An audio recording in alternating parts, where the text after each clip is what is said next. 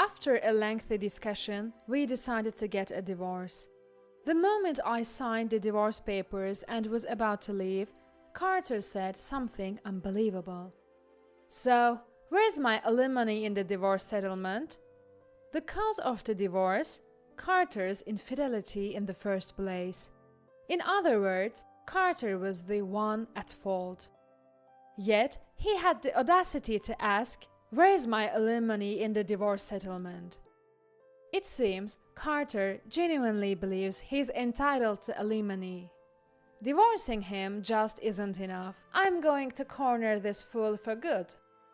My name is Mia. I'm 28. I have a husband whom I married 2 years ago. His name is Carter. We met at a company-sponsored party.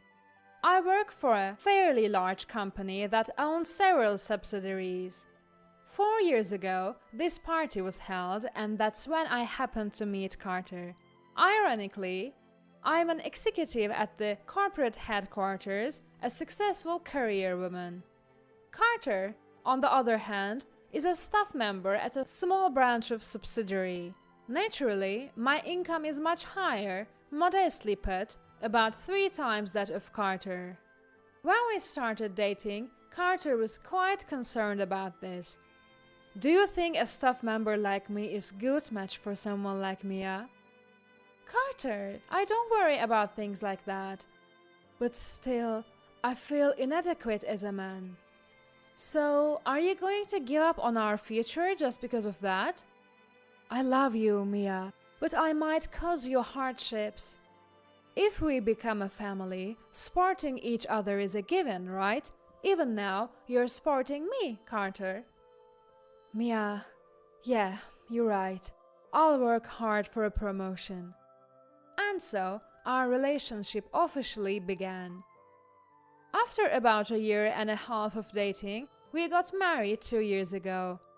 Now, in our 3rd year of marriage, our relationship with Carter is still going strong.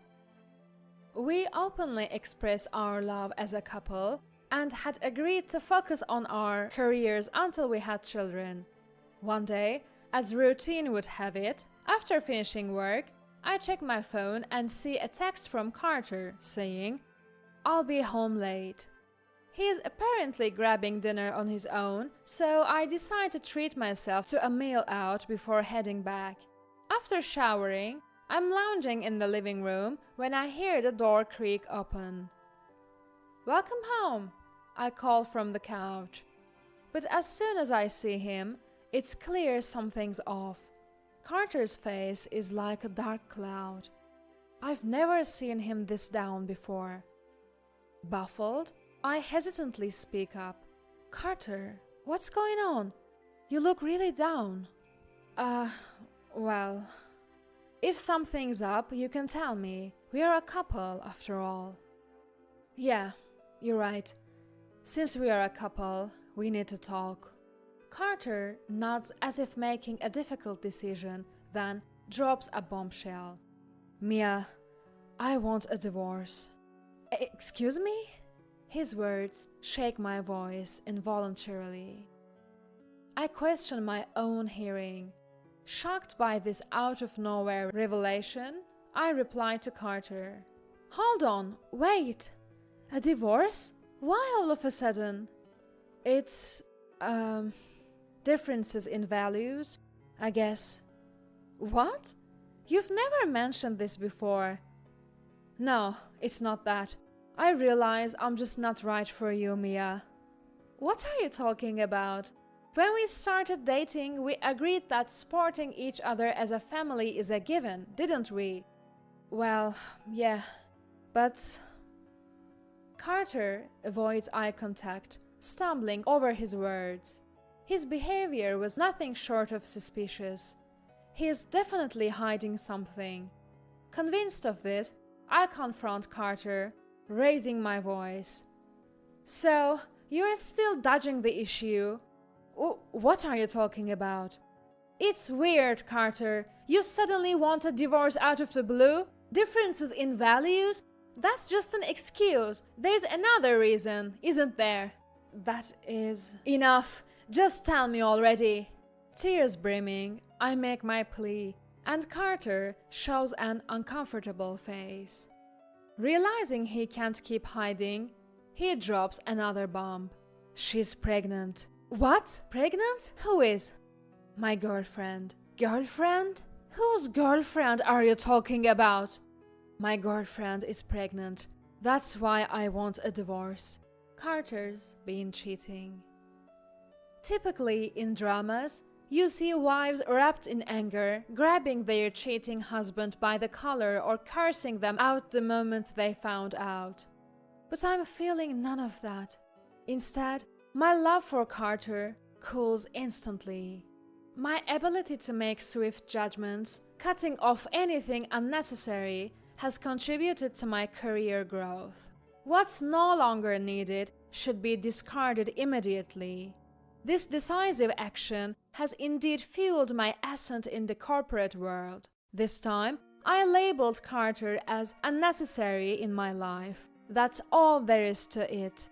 Ignoring how I feel, Carter awkwardly peeks at my reactions. At this point, there is no turning back or rebuilding anything. Actually, I don't even want to rebuild. Taking a deep breath, I confronted Carter. So, let's get to the point, Carter.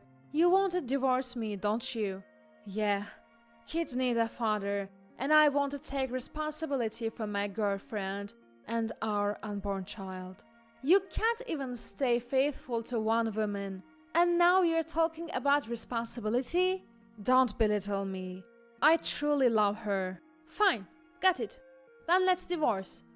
What? Carter, surprised by my quick agreement, eagerly asked, Really? Oh, so he really wants to divorce me that fast.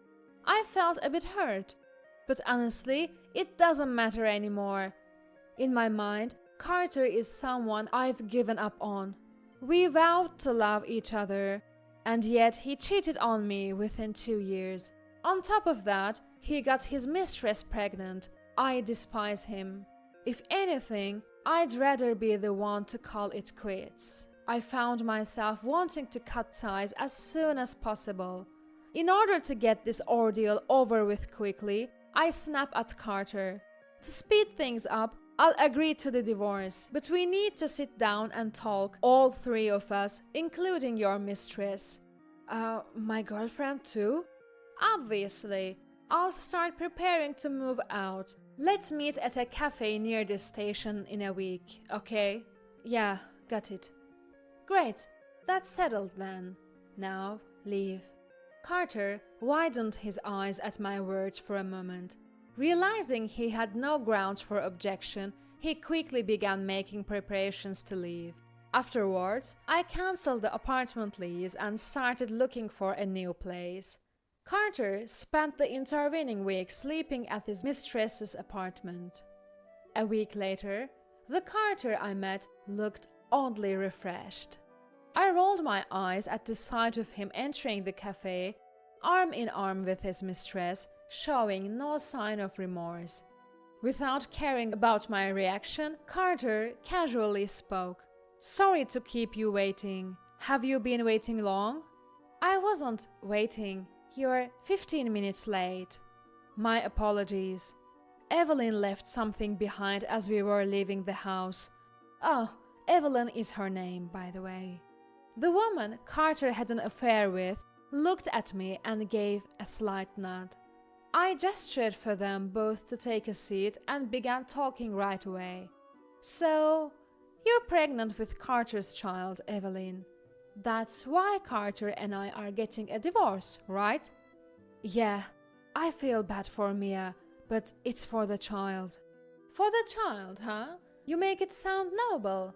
But in the end, it was just an affair, right? I get it. Okay. That's why I said I'm sorry. You did say you're sorry, but if you were truly sorry, would you waltz in here arm in arm and late?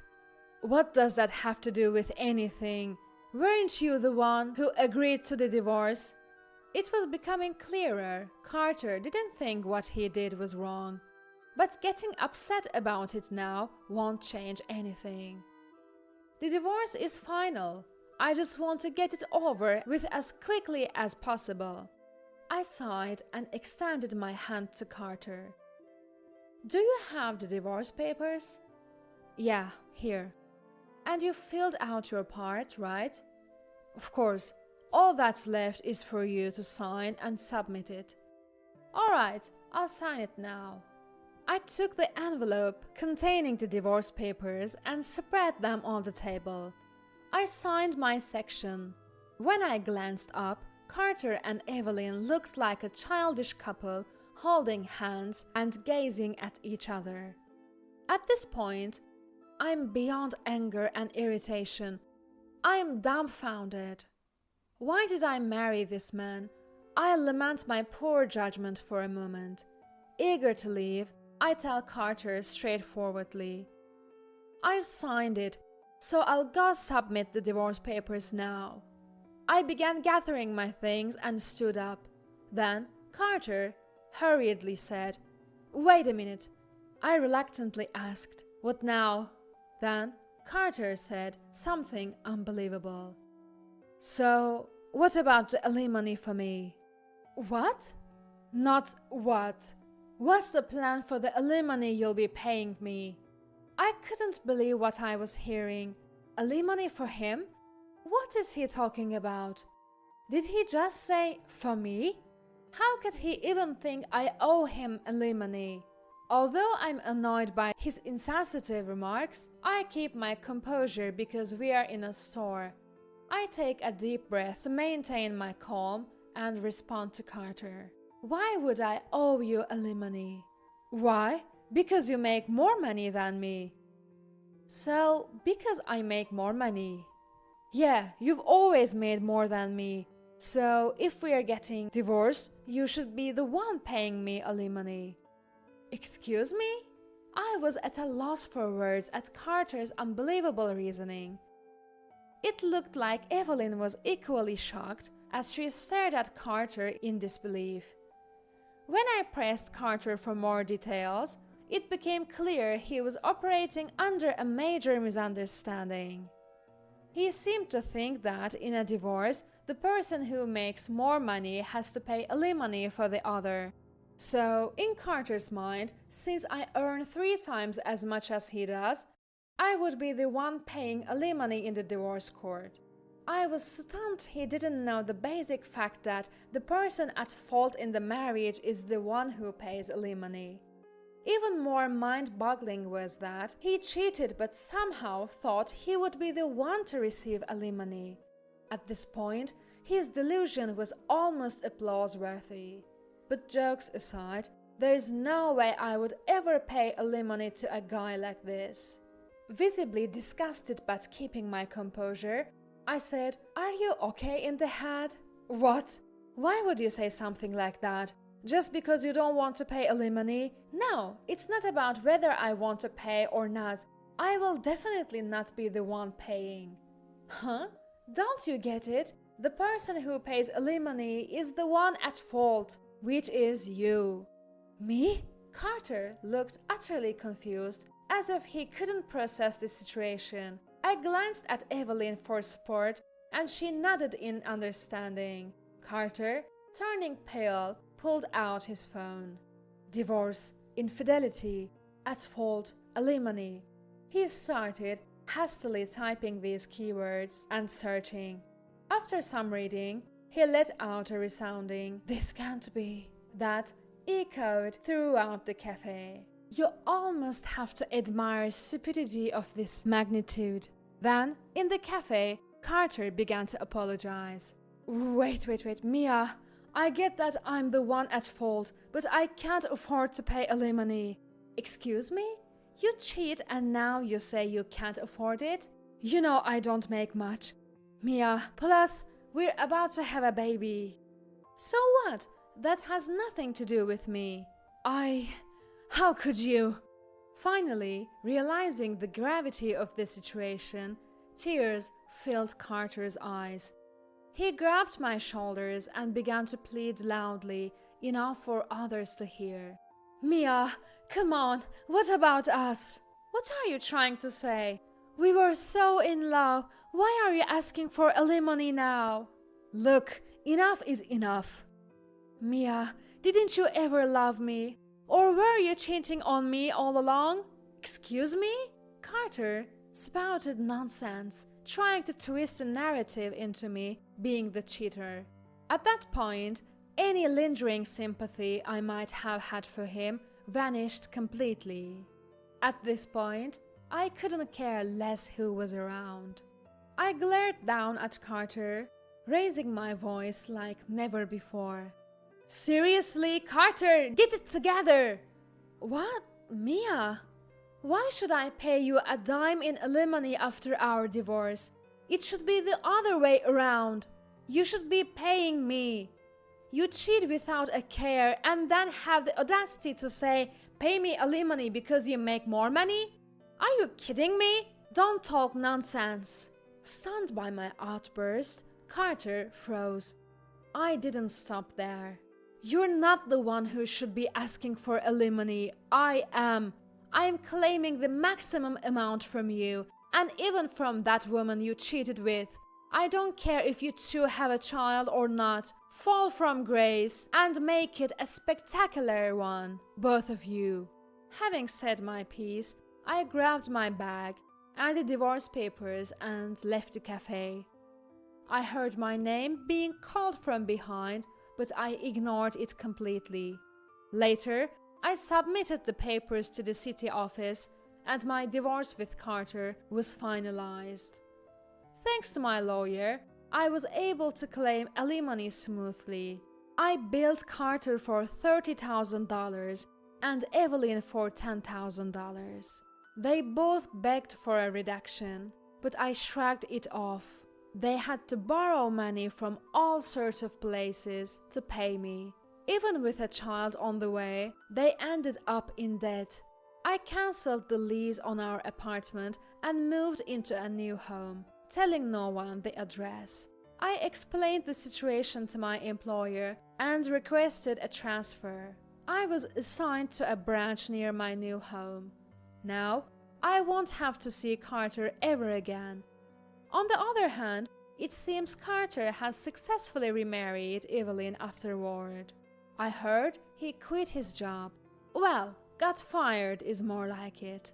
Though they talked about doing it for their coming child, their future doesn't look bright. Continuing the story, adding more interest to it, it turns out that one of Carter's co-workers happened to be in the same store where we had our divorce discussion.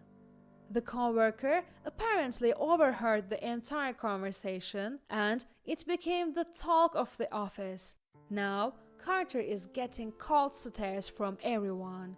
Did you hear? He cheated and still asked his wife for alimony. Really? Disgusting. Stupid too. Poor wife. Yeah, he was like, she earns more, so she should pay me alimony. Crazy, huh? That's just unbelievable. Makes me sick. Eventually, Carter was encouraged to resign and is now juggling part-time jobs while looking for a new full-time position. Despite Evelyn being pregnant, he works from morning till night. Debt from the divorce settlement, future child support. Just imagining it totals up to a huge amount. Can Carter and his new family really bear the burden? Chances are happiness won't be coming their way anytime soon. But I don't pity them. They deserve to struggle. Though the divorce was a setback for me, I feel fortunate that it happened before kids were involved.